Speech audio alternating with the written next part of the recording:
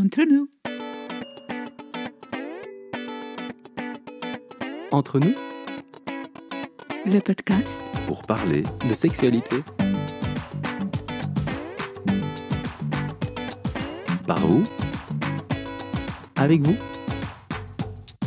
pour vous. Bonjour, bienvenue dans le 48e épisode du podcast Entre nous, le podcast du Lovell Center, un centre dédié à la relation au bien-être et à la sexualité.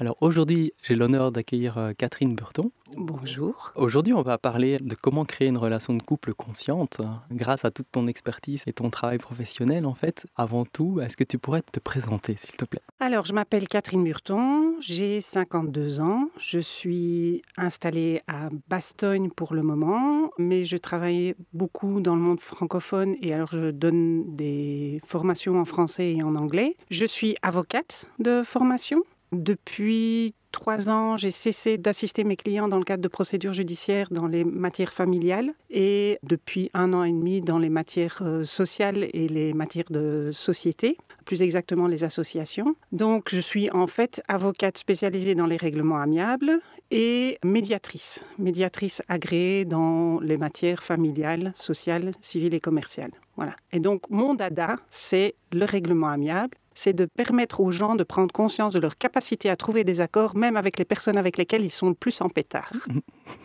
Et j'imagine que ça arrive régulièrement de par ta Généralement, profession. c'est dans ces circonstances-là que les gens viennent me consulter. Parfois, ils viennent me consulter, pas uniquement pour des séparations, mais pour des réorganisations de vie, quand ils se posent des questions et qu'ils ont des conflits, surtout par rapport aux relations financières et par rapport à l'équilibre financier au sein des couples. Merci. Question suivante habituelle dans le fil rouge du Lovell Center, c'est quelle est ton intention en fait en enregistrant ce podcast ? On met beaucoup d'importance sur la conscience et l'intention. Je pense que c'est sous-jacent quand même à ce qui sera obtenu comme résultat et on sait où on emmène les auditeurs avec nous. Moi, je te suis infiniment reconnaissante de m'avoir invitée parce que je souhaite vraiment pouvoir diffuser ces outils qui permettent aux gens d'utiliser n'importe quelle situation de conflit comme terreau pour pouvoir créer des relations paisibles, plus épanouissantes après le conflit entre elles. Et donc, il y a plein de choses qui ne dépendent absolument pas du droit, qui dépendent de la personne. Et dans une relation, quand on est en relation de conflit avec l'autre personne, la seule chose que nous puissions changer, c'est notre manière de voir la situation. Et ce sont les décisions que nous allons prendre par la suite pour pouvoir changer cette relation avec la personne avec laquelle nous sommes en conflit. Et ça, c'est quelque chose que chacun peut apprendre, qui ne dépend absolument pas de connaissances juridiques, qui dépend uniquement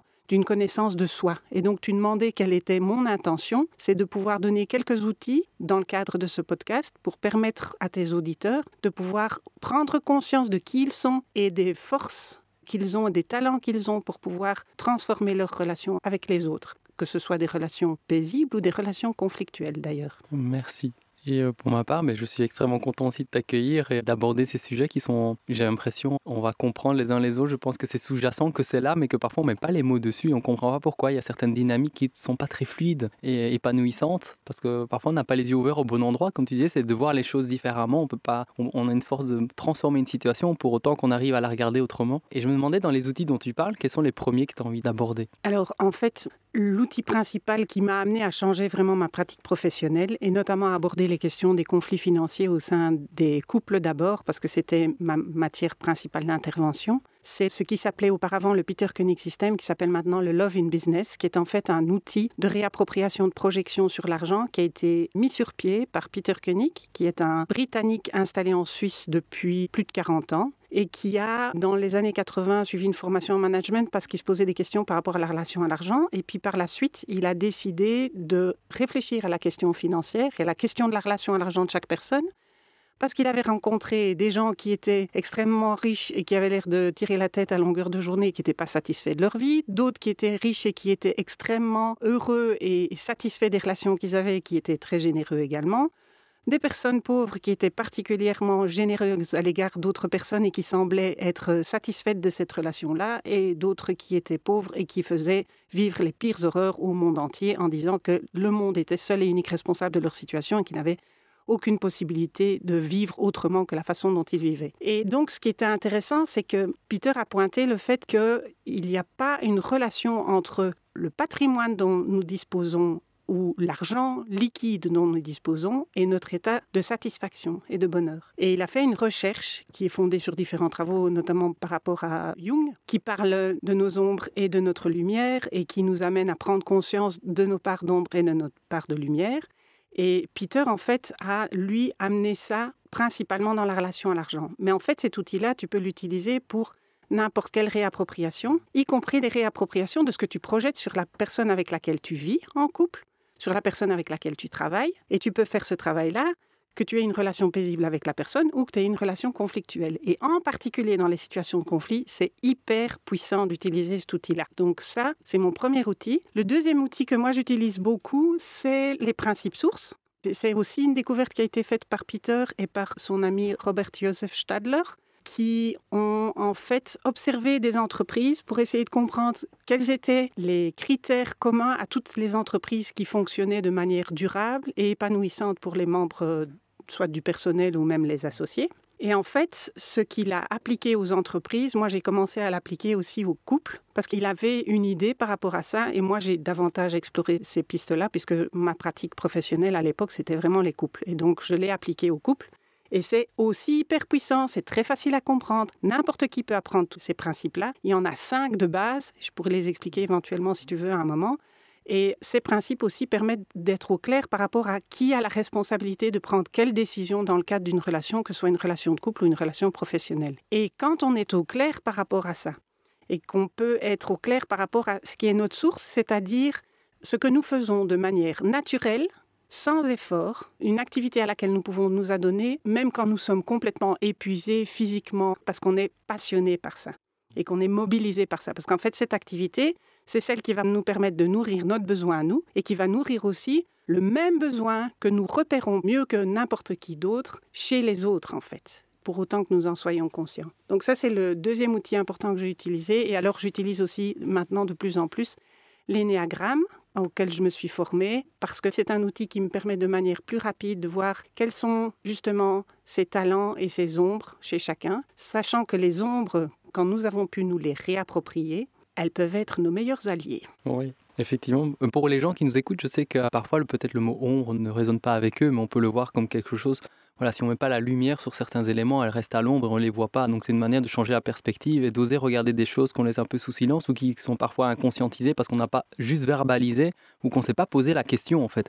Parfois, ce qui est inconscient, c'est ce qu'on a. Et la question est souvent très puissante. Moi, j'adore aborder la question de la question et de l'art de poser une question parce qu'elle amène un potentiel démultiplié. Et l'ombre, c'est ça, c'est parfois des questions qu'on ne s'est jamais posées et qui agissent finalement un peu à notre insu. Et d'en faire l'expérience par soi-même, évidemment, ça devient de plus en plus parlant et puissant et vivant, en fait, de dire, OK, il y a quand même toujours des choses qui agissent un peu dans notre dos sans qu'on s'en rende compte et on prend des décisions sur base de peur ou des conflits apparaissent parce qu'on n'a pas conscientisé nos ombres ou celles de l'autre, tout simplement, sans nécessairement plonger à pieds joints dans le conflit et de prendre un peu de distance. Tout à fait. Ni nos ombres, ni nos qualités, en fait. Et c'est ça qui est intéressant.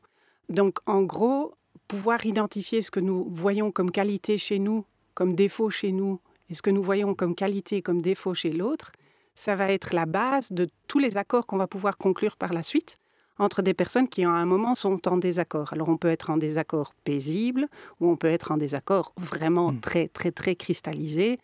Et ça se voit évidemment le plus souvent quand on est en procédure judiciaire où ça dure pendant des années, les gens ne se parlent plus. Les seuls qui s'en mettent plein les poches dans ces circonstances-là, ce sont les avocats. Et moi, c'est plus une manière dont je veux m'en mettre plein les poches. Voilà, pour être clair. Est-ce que tu peux développer davantage donc, l'outil des principes sources ? Oui. Tu as parlé un peu de la source et ce que c'est pour soi, mais dans un couple, quels seraient les principes sources et comment ça peut être utile, en fait, d'en prendre conscience ? D'accord.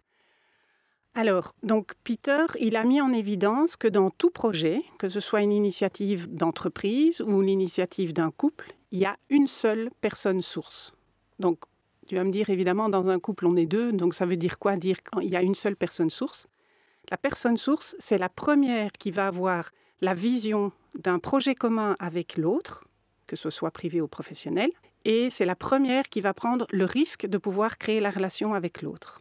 Et donc de créer ce projet avec l'autre, et donc d'amener cette vision à la réalité. Alors, ça veut dire que si même il y a deux personnes qui ont en même temps la même idée, c'est la personne qui va prendre le risque de se prendre une porte dans la figure si elle évoque l'idée avec l'autre, qui est la personne qui prend le premier risque et qui est donc la personne source. Pour donner un exemple, dans mon couple, c'est moi qui suis la personne source de notre couple.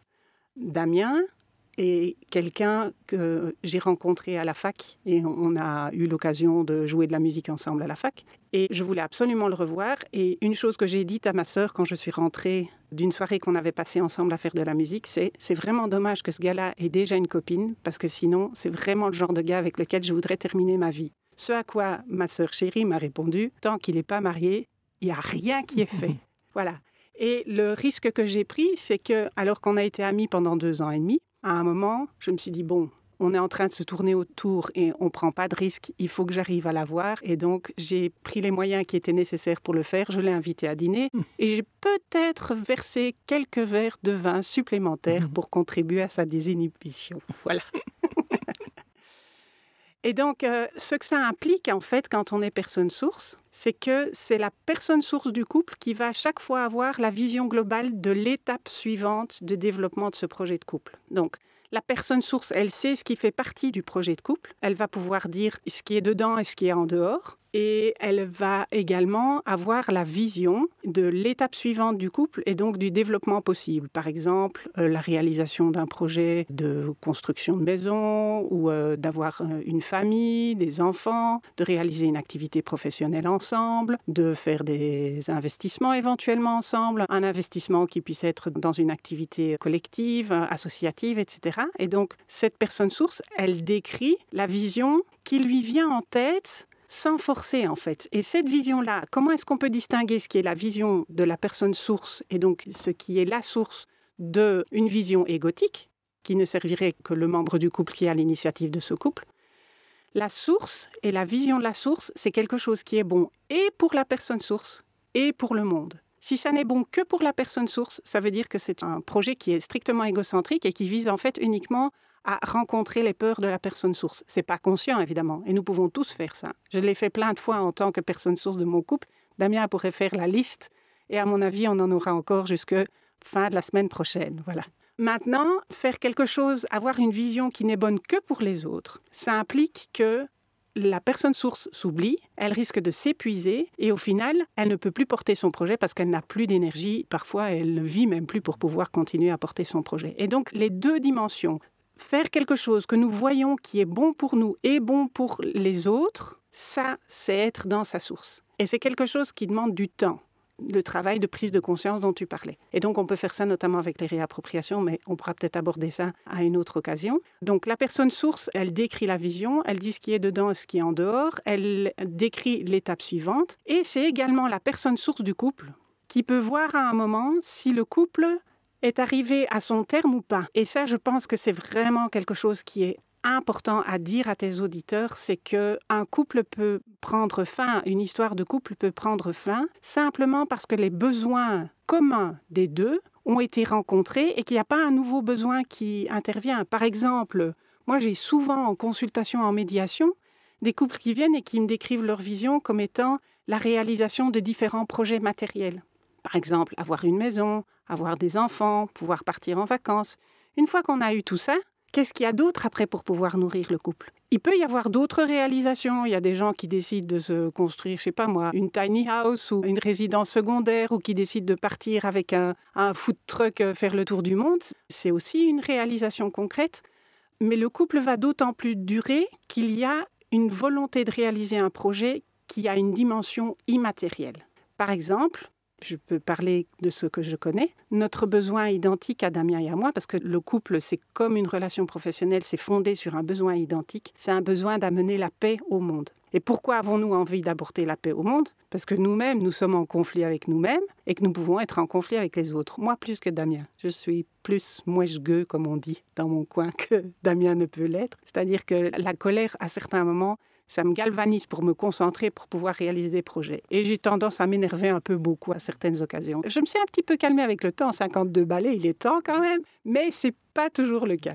Mais donc, comme j'ai ce besoin de paix intérieure qui vient de mon histoire familiale, ce besoin de paix intérieure, je peux le repérer mieux que n'importe qui d'autre chez les autres. Et donc, je sais de quelle manière j'ai pu combler ce besoin-là chez moi et je peux apprendre ces outils-là aux clients qui viennent en consultation chez moi. Parce que mon objectif, c'est d'être le plus rapidement possible inutile. Et ce que j'aime avec ces outils du Love in Business, des principes sources même de l'énéagramme. L'énéagramme, ça prend plus de temps, mais les 2 premiers, ce sont des principes qui peuvent être appris en 2 jours, et après, c'est juste une question de pratique régulière.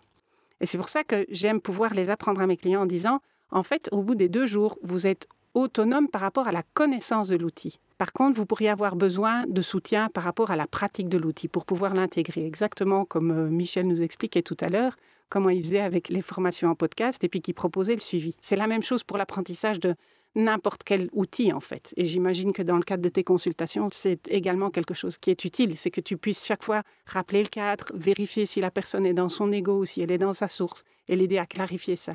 Et accepter, au lieu de nous en vouloir, accepter que de temps en temps, nous ne sommes pas dans notre source, nous sommes juste dans nos peurs. Et identifier ces peurs. Et voir que ces peurs peuvent nous amener à faire des choix qui vont en fait nous amener dans la direction totalement opposée à celle que nous recherchons dans le fond.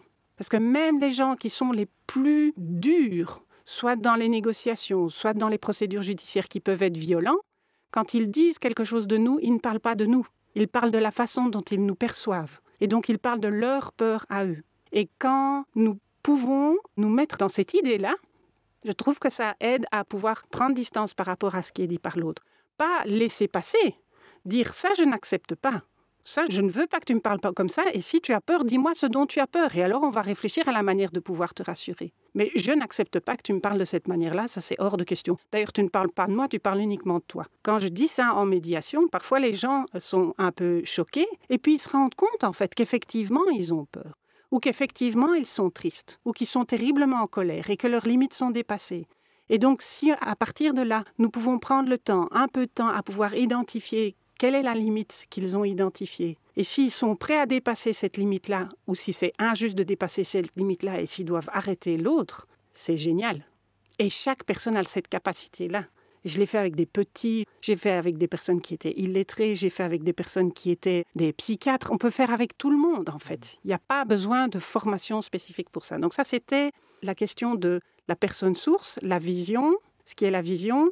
Donc, quel est le rôle de la personne source? Ça, je l'ai déjà dit. Alors, il y a 3 autres principes qui restent. Le 3e principe, c'est que dans 80% du temps, quand nous sommes dans notre source, nous sommes dans le doute. Nous ne savons pas. On a comme des espèces de flashs de certitude comme ça qui nous arrivent. Tout le monde a expérimenté ça. À un moment de se dire, c'est ça que j'ai envie de faire. Je sais, je sens que c'est juste pour moi, mais c'est juste également pour le monde. Et si le monde savait ça, comme je suis en train de le partager maintenant, la vie serait tellement plus confortable pour tout le monde. En même temps, ça n'est possible que parce qu'il y a les périodes de doute. Et les périodes de doute, ce sont les périodes pendant lesquelles nous hésitons par rapport aux idées que nous allons mettre en œuvre et que nous allons amener à la réalité. Parce qu'en fait, tout ce que je suis en train de te dire, et même les principes sources, comme le dit toujours Peter, ça n'est pas une réalité en soi, c'est juste une idée. Donc tu pourrais ne pas être d'accord avec mon idée et les auditeurs pourraient ne pas être d'accord avec l'idée non plus. Ce qui est intéressant dans la démarche, c'est de se rendre compte que chaque choix que nous le faisons à partir d'une idée, soit consciente, soit inconsciente. Et l'objectif de la démarche, c'est d'amener cette conscience. Alors, je reviens au doute. Quand nous sommes dans le doute, et je suis convaincue que tous tes auditeurs ont déjà expérimenté ça à certains moments, quand nous sommes dans le doute, soit nous acceptons ce doute comme si nous étions dans le brouillard. Quand le brouillard s'épaissit, que fais-tu si tu es en voiture alors que le brouillard est en train de s'épaissir? Qu'est-ce que toi tu ferais? En fonction, je dirais, je suis ingénieur de formation, mais donc en fonction de la technique extérieure et de ce que j'ai sous la main, je fais une pause où je regarde, où je me peux mettre en sécurité, évidemment, pour pas être ni embouti, ni mettre quelqu'un en difficulté, ou quelqu'un qui croirait que je roule alors que je suis à l'arrêt. Donc j'essaierai de patienter pour que l'horizon s'éclaircisse et qu'à un moment, on sait que c'est temporaire, on y verra clair. Exactement, exactement. On ralentit, on freine, voire même on s'arrête. Et c'est exactement ce qu'il faut faire quand nous sommes dans le doute, en fait. Qu'est-ce qui est compliqué à l'heure actuelle et pour les couples et dans les entreprises? C'est le fait qu'il n'y a aucune place qui est laissée au doute. Être dans le doute, c'est considéré comme être faible. Alors qu'être dans le doute sur base des principes sources, ça veut dire qu'on est une grande source. Et donc, changer cette idée-là, accepter le doute, accepter de s'arrêter, de prendre d'abord du temps pour soi, pour l'introspection, pour réfléchir à qu'est-ce qui fait que je suis dans le doute pour l'instant. Souvent, ce doute, il vient du fait que nous avons des craintes. Et donc, ce sont nos histoires passées, nos expériences passées qui peuvent nous amener à hésiter à avancer. Parce que soit nous n'avons plus d'idée, soit l'idée qui nous vient en tête nous donne l'impression d'être tellement folle qu'elle est irréalisable ou qu'elle est dangereuse. s'arrêter dans le doute pour faire cette introspection, c'est la manière la plus rapide de pouvoir faire dissiper ce doute. Ensuite, après le moment d'introspection, c'est important de pouvoir aller récolter des avis à l'extérieur. Pas demander à quelqu'un d'autre de prendre une décision à notre place quand nous sommes dans notre source, parce que c'est à ce moment-là que les conflits interviennent, et ça, on pourra y revenir. Mais en tous les cas, demander des avis extérieurs, ça peut nous aider à, quelque part, créer des nouvelles connexions neuronales. Je ne suis pas neuroscientifique, mais les profs en neurosciences pourraient probablement expliquer ça beaucoup mieux que moi. Mais c'est clairement créer des nouvelles connexions entre des idées pour pouvoir en créer encore une nouvelle. C'est le 1 plus 1 qui fait 3, en fait. Accepter ce doute, plus vite nous l'acceptons, plus vite il va se dissiper, et plus vite, alors, nous allons pouvoir avancer. Ça veut dire que quand on fait ce travail de conscientisation de notre vision, de clarification des moments où nous sommes dans le doute, et puis de prendre le temps de nous poser, faire cette introspection, récolter les avis auprès des autres, nous arrivons à diminuer cette période de doute et diminuer ce pourcentage de doute et donc avoir une vision qui est de plus en plus prolifique. Et ça vaut pour les tout petits enfants comme pour nos plus grands aînés. Voilà. Donc ça, c'est les 80% de doute. Et la dernière chose, c'est que la personne source, elle est 100% responsable du projet qu'elle initie. Ça veut dire, et ça, dans le cadre d'un couple, c'est quelque chose qui est parfois difficile à entendre, et en entreprise, c'est pas facile à entendre non plus. Si une relation de couple fonctionne bien, c'est grâce à la personne source. Si elle fonctionne mal, c'est à cause et exclusivement en raison de la personne source. Pourquoi ? Parce que la personne source n'a soit pas suivi sa vision qui était bonne et pour elle et pour le partenaire de couple et pour le monde, soit parce qu'elle n'a pas laissé de place à l'autre personne pour développer son propre projet. Pourquoi ? Parce qu'elle était coincée dans ses peurs et dans ses craintes de laisser l'autre avoir une maîtrise sur une partie de sa vie. Et je ne jette pas la pierre quand je dis ça. J'explique souvent à mes clients que ça m'est arrivé plein de fois en tant que source globale d'empiéter sur les domaines dont Damien était la source. Par exemple, l'exemple le plus typique et le plus marrant que je peux donner, c'est le fait que Damien est la source de notre maison. Et pendant tout un temps, je n'étais pas satisfaite de la façon dont la maison était aménagée. Et sans rien lui demander du tout, je déménageais régulièrement les pièces. J'obligeais les enfants à porter les meubles avec moi. Parfois, ils se sont même blessés. J'aurais dû être, à mon avis, convoquée au service de l'aide à la jeunesse, tellement je pouvais être même à certains moments maltraitante à l'égard de mes enfants quand je faisais ça, parce que je ne leur demandais pas vraiment leur avis. Et je faisais ça pourquoi ? Parce qu'en fait, c'était mon inconfort personnel, mais mon ego et donc mes craintes qui m'amenaient à prendre ces décisions-là pour essayer de retrouver un confort que je n'aurais jamais eu, quelles que soient les dispositions des meubles. Et Damien n'arrêtait pas de me dire « mais arrête, ne fais pas ça, etc. » Et je me suis rendu compte à un moment, en faisant ce travail de source, qu'en fait c'était lui qui était la source de la maison. À partir de ce moment-là, j'ai dit aux enfants, s'il y a quelque chose que vous voulez bouger ou quoi, ou si moi je veux bouger quelque chose, il faut demander à papa. C'est lui qui sait. C'est lui qui avait eu l'idée de mettre notre foyer à l'endroit où nous sommes installés. C'est lui qui avait eu l'idée parce qu'on était proche de l'école et des activités extrascolaires possibles des enfants, etc. Et donc c'est lui qui savait de quelle manière créer un foyer qui était agréable et confortable pour chacun des membres de la famille. Moi, j'ai créé plein de conflits parce que je n'ai pas respecté la source de Damien. Si à un moment, j'avais continué à faire ça, franchement, il aurait pu dire « moi j'en ai marre, j'ai pas de place. Si c'est toi qui décides de tout, alors à ce moment-là, je me casse. » Et franchement, ça aurait été juste qu'il le fasse. Et j'aurais dû en assumer les conséquences. Et en tant que source de couple, j'aurais été, pas légalement, mais au niveau des principes, c'est-à-dire organiquement, j'aurais été la seule et unique responsable de la situation. Ça a pu m'arriver aussi à certains moments d'avoir une vision de ce qui était juste pour notre couple et que je ne suive pas, que je ne tienne pas à cette idée-là, pour essayer de faire plaisir à tout le monde. Dans ces moments-là aussi, si notre couple avait disparu, était arrivé à sa fin, j'aurais été aussi seule et unique responsable par omission, parce que je n'aurais pas été garante de la vision de ce qui était bon et pour moi, et pour mon partenaire de couple, et pour tout ce que nous avions créé, et donc notamment pour nos enfants. Donc je pense que ça, c'est important à dire et accepter aussi que personne n'est parfait. Et que notre imperfection et notre impuissance, et donc le fait que nous n'ayons pas la vision pour certains domaines de notre relation, c'est quelque chose non seulement que nous sommes invités à accepter, mais dont nous sommes invités à jouir. Parce que c'est fun quand tu peux complètement t'appuyer sur l'autre en disant « Toi, tu sais ce qui est bon pour ça ? Ok, je te suis, dis-moi ce que je dois faire. » Et en fait, ça allège, au lieu de porter le monde sur ses épaules, ça ne rend service à personne, ni à la personne qui le fait, ni aux autres en règle générale, qui n'ont qu'une envie, c'est qu'elle lâche l'affaire. Voilà.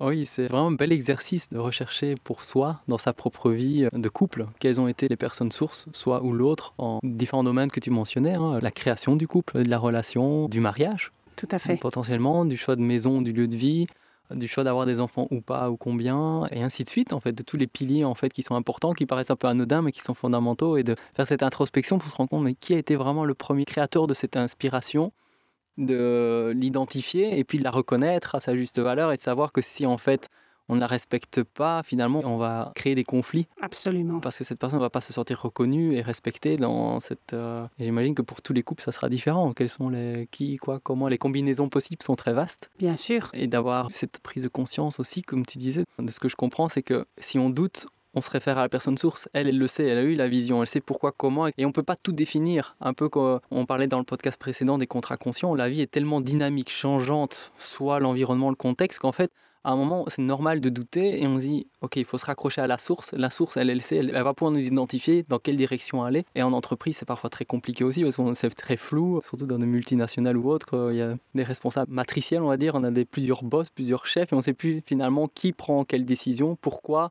de quelle manière, sur base de quelles valeurs, et à qui on devrait se référer comme personne qui peut-être ne joue que le rôle de conseiller quand il y a une question fondamentale sur la source en fait, et qui n'a peut-être aucun rôle, il est peut-être servant quelque part ou contributeur en intelligence collective sur d'autres sources. Exactement. Mais sur ce sujet-là, c'est la personne qu'on devrait aller consulter. Exactement. Pour dire, bon ok, qu'est-ce qu'on devrait faire là en fait? Qu'est-ce que tu penses qu'on devrait faire? Et ça, par rapport à ça, c'est intéressant que tu le dises et on pourra peut-être en parler à l'occasion d'un autre podcast, si Michel est d'accord encore de nous recevoir. C'est que dans les entreprises, tu peux aussi avoir ces personnes sources et donc c'est intéressant de vraiment faire la généalogie et l'archéologie de la relation et du travail archéologique et l'historique de la fondation d'une entreprise. On a eu l'occasion, Damien et moi, la chance de travailler avec le 6e successeur d'une entreprise et c'était vraiment intéressant pour pouvoir connaître l'évolution et pour que cette personne puisse choisir son successeur. Parce que ça, c'est quelque chose qui se fait en entreprise. Moi, je voudrais pouvoir le faire avec les couples aussi, mais je n'ai pas encore tenté l'expérience parce que j'en ai pas encore qui ait accepté de jouer le jeu. Donc, je voudrais proposer le jeu. Si un de tes auditeurs ou des couples de tes auditeurs sont intéressés, on pourrait tenter l'expérience. Ah oui, ça serait magnifique. De passer la source du couple, de la personne source, à éventuellement la nouvelle source du nouveau couple.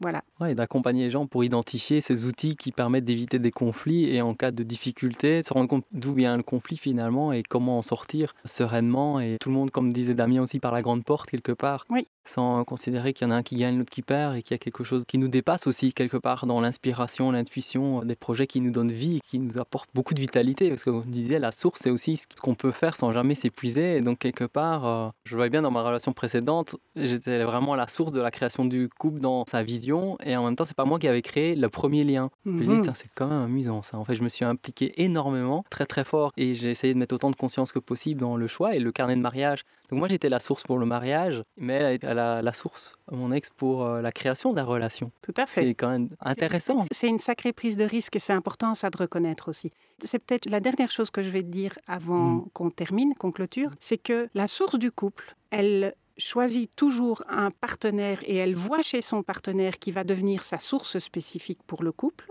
Elle voit chez le partenaire tout un potentiel de développement que le partenaire ne voit pas lui-même. Mais la source, elle, comme elle est visionnaire, puisqu'elle a la vision, elle le voit avant l'autre. Elle voit que ce partenaire est le meilleur partenaire pour pouvoir réaliser sa vision du couple. C'est pas totalement conscient, mais elle peut en avoir conscience en partie. Et donc, si chacun de tes auditeurs faisait cet exercice d'essayer de voir qui est la source de son couple et pouvoir reconnaître ça, et voir en quoi la source spécifique a pu contribuer à la réalisation de ce projet, alors je serais vraiment d'autant plus heureuse d'être venue aujourd'hui soir. Et bien voilà, la proposition est lancée et on sera ravis d'écouter le feedback des auditeurs. Merci Catherine pour toutes ces explications et ces éclairages qui sont très beaux. Évidemment, comme tu dis, tu mets des mots sur des choses qui sont très nouvelles à appréhender. Et puis ensuite, c'est par la pratique et l'expérience qu'on en voit la puissance et la beauté. Donc j'invite les gens à qui ça vient rentrer en résonance avec intuitivement quelque chose de pertinent, d'en faire l'exercice ou de contacter Catherine pour aller plus loin. Voilà. Et en clôture du podcast, on a l'habitude d'exprimer une gratitude, peu importe laquelle, pour toi, ta vie, que sais-je, n'importe quoi, mais de terminer sur une gratitude qui est en lien ou non avec la thématique du podcast d'ailleurs. Alors, je suis pleine de gratitude pour mes parents qui m'ont amenée au monde, même si mes relations avec eux ont pu être très conflictuelles à certains moments. Je suis pleine de gratitude à l'égard de mes enfants, et Damien bien entendu. Mais mes enfants ont besoin, je pense, de l'entendre plus que Damien, auquel je l'ai déjà dit souvent. Et je suis pleine de gratitude pour Peter Koenig, qui m'a appris ces principes sources et le travail de réappropriation des projections sur l'argent ou sur les personnes avec lesquelles on est en conflit, ainsi qu'à l'égard de Georgios Bouronikos pour la formation à l'énéagramme. Et je suis enfin pleine de gratitude pour vous deux, toi Olivier et toi Michel, de m'avoir permis de pouvoir diffuser ça pour la première fois à, j'espère, le plus grand nombre d'auditeurs possible et qui se passe surtout le podcast et qu'il le diffuse pour que chacun se rende compte du fait qu'il a le pouvoir de décider d'une vie paisible plutôt qu'une vie conflictuelle. Ouais, merci beaucoup. Merci de nous offrir l'existence de ces outils et de pouvoir aller plus loin tous ensemble. Merci. Avec grand plaisir. Entre nous. Entre nous, Le podcast. Pour parler de sexualité. par vous, Avec vous. Pour vous.